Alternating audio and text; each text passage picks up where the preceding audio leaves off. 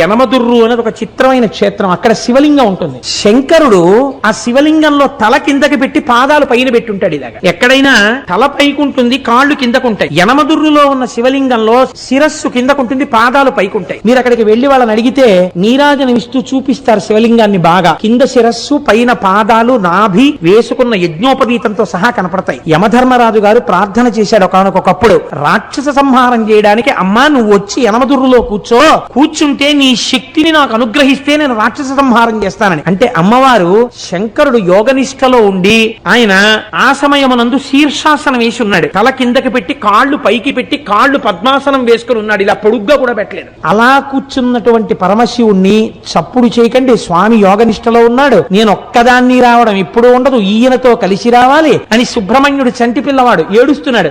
ఏడుస్తున్న సుబ్రహ్మణ్యుణ్ణి ఒళ్ళో పడుకోపెట్టుకుని స్తన్యమిస్తూ శంకరుణ్ణి ఓ చిక్కన్ లాంటి దాంట్లో పెట్టుకుని ఎత్తి పట్టుకొచ్చేసింది. ఆవిడ శక్తి స్వరూపం. ఎత్తి పట్టుకొచ్చి దేవాలయంలో పెట్టి కూర్చుంది. తానే ఒక పుష్కరిణి సృష్టించింది. అక్కడ ఆ ఎదురుగుండా ఉన్న కోనేటిలో ఉన్న నీటితోనే అన్నం వండుతారు స్వామికి మహానైవేద్యానికి. ఆ నీళ్లతో వండకుండా మీరు ఎంత గొప్ప అగ్నిహోత్రం మీద ఎంత గొప్ప మినరల్ వాటర్ తీసుకొచ్చి వండినా సరే రాత్రి వరకు వండినా బియ్యం ఉడకవట.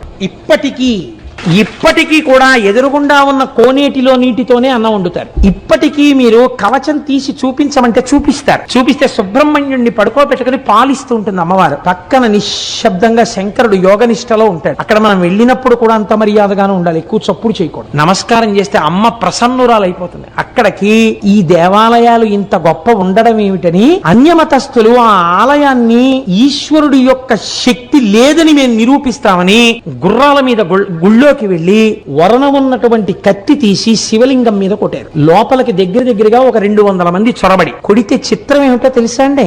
శివలింగం పగిలిపోవాలి. శివలింగం మీద కత్తి వాటు పడింది. తెగిపోతే ఎలా పడుతుందో అలాగే పడింది. పక్కన అమ్మవారు ఉంది, అంతే. ఎక్కడ నుంచి పడ్డాయో తెలియదు.